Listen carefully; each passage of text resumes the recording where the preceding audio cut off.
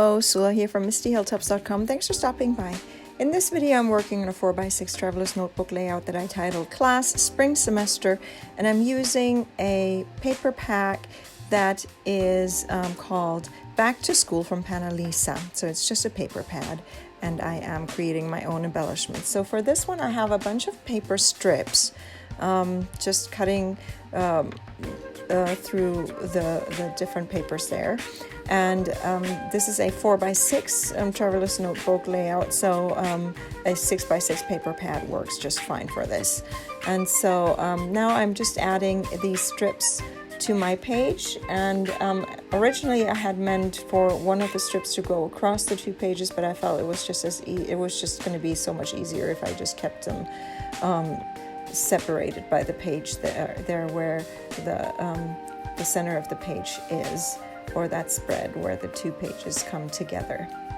And so all I'm doing here is now putting all these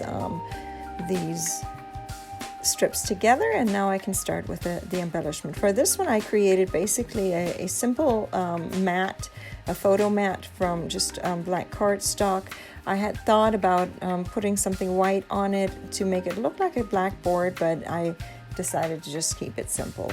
I just rounded the corners with it as well, and or I might have used one of the dies I have for this.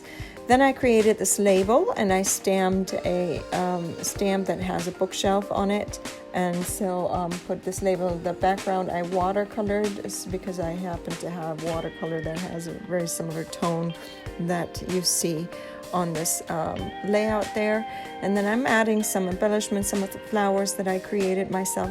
These are just from plain cardstock. I didn't do anything with these flowers except for shaping them using my ball styluses and adding some dimension there. Now I'm ready to already glue the photo with a photo mat onto the page. Then I have this tab onto which from a stamp collection, I just used the word spring, and then I have a Kelly Perkey stamp set for college life, and so it's just like a journaling stamp set, and so I used that for the second part there that says semester. And then I created this little also this paper strip using one of my stamps. It kind of looks like a ribbon, and I make it go across the two pages there. Then I have this die cut apple from a die cut set that has lots of fruit, and I decided to just make it appear like it is an apple cut in half.